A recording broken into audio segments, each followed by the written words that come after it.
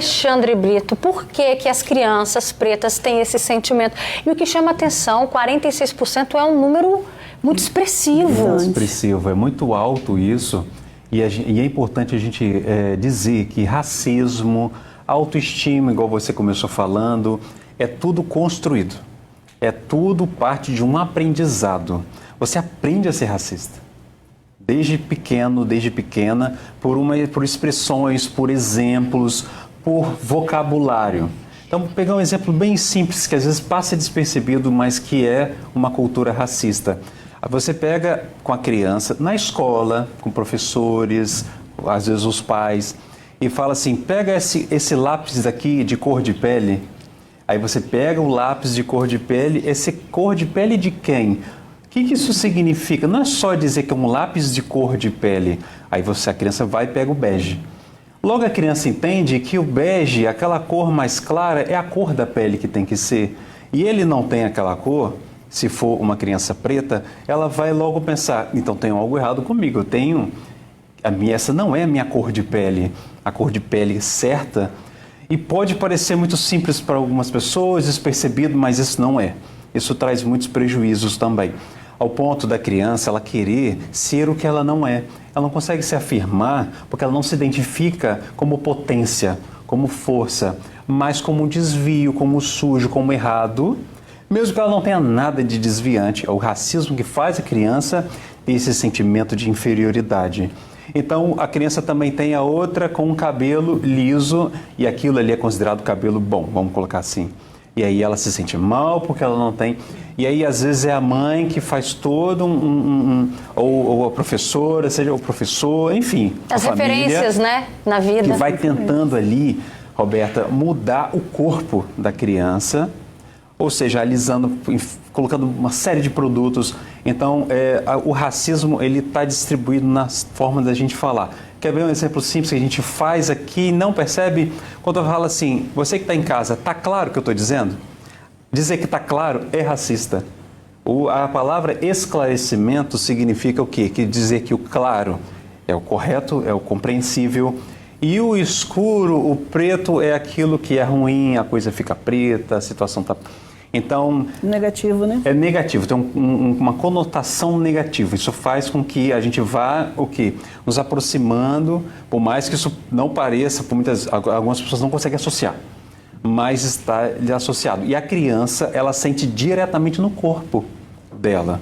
Quais prejuízos que isso pode fazer com que... A gente está falando de crianças, gente, de 5 a 13 anos que não aceitam a própria coisa. Está falando da aceitação...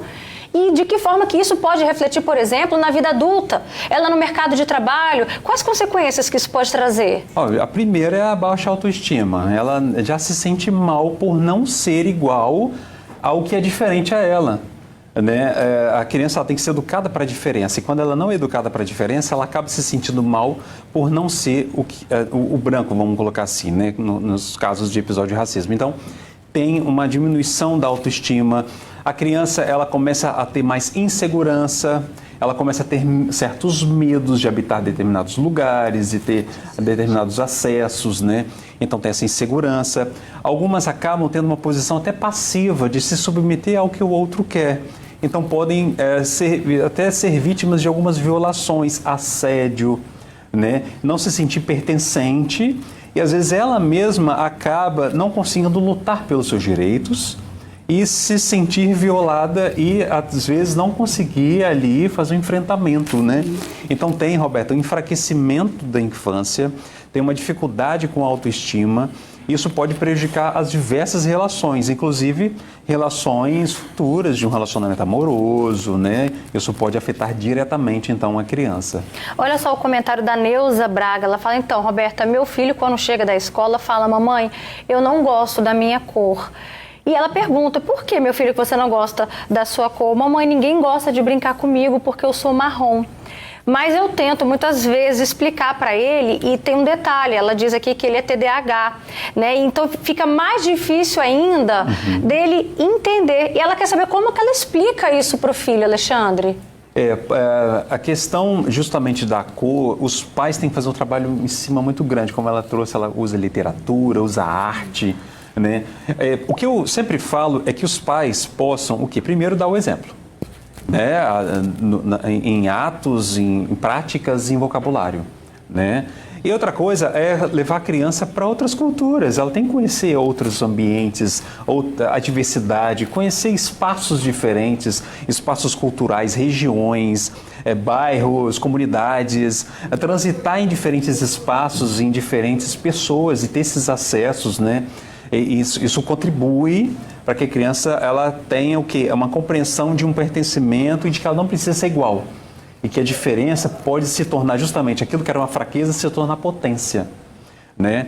Então, os pais podem tentar fazer esse trabalho justamente o quê? Que não é por causa disso, por causa da cor da sua pele, que você precisa se colocar assim, ter esse medo, ser igual ao outro. Isso tem que ser dito, pessoal, principalmente aos pais que estão em casa, de forma literal. Não é metaforicamente, não é assim, uma história contada para chegar ao ponto. Você tem que ser direto e reto, literal, falando dessa forma mesmo, demonstrando inclusive o seu amor pela cor da pele. Exatamente. Que você tem, né? E não um receio, um medo, uma diminuição, né? E dizer, olha, às vezes até a minha potência vem da cor que eu tenho, da geração que eu vivo, da minha descendência, e até contar a história para a criança, dos avós, de onde vem, se são índios, se são negros, se são... De onde vem essa miscelânea, essa transformação, racial, né? Então, a criança, eu gosto de falar isso, você tem que alfabetizar a criança em relação à própria história. Sim. Você tem que alfabetizar a criança em relação à própria história. E aí, Alexandre, como que uma criança branca pode, voltando à pergunta anterior, pode ajudar nessa amizade? E as crianças, como eu falo da primeira idade, que eu digo, é as que não teve aquisição da linguagem ainda. Sim. Quando eu estava dizendo, né, nesse caso, né, as crianças, então, das primeiras infâncias que não têm aquisição da linguagem, elas ainda não têm a questão das diferenças raciais ou das diferenças em relação a gênero. Quando elas começam a ter aquisição da linguagem, aí que eu ia chegar, né? Elas começam, porque na linguagem já há o preconceito, já há o racismo. E aí elas têm essa questão. Então, as crianças brancas e pretas, elas têm que fazer um trabalho sempre de acolhimento, de inclusão, não de tolerância, mas de acolher. Não é só isso, de respeito. Não porque quando eu tolero, quer dizer o quê? Que eu não suporto o outro, mas ele está ali tudo bem. Eu tenho que conviver. Eu tenho que conviver. Então, a educação com a criança branca não é essa que tem que acontecer. Então, ela tem que ser incluída. É aceitar o amigo preto, não, aceitar porque ele não sofra o racismo, é defendê-lo disso. São essas posturas? A postura que eu sempre falo quando a gente está falando de racismo ou qualquer forma de preconceito é todo mundo admitir que é racista. Ponto.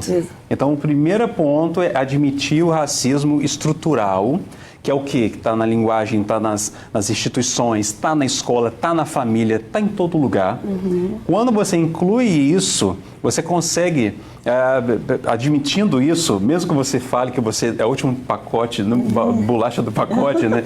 Mas mesmo assim você tem que admitir que há essa possibilidade do racismo e você consegue alcançar essa criança branca.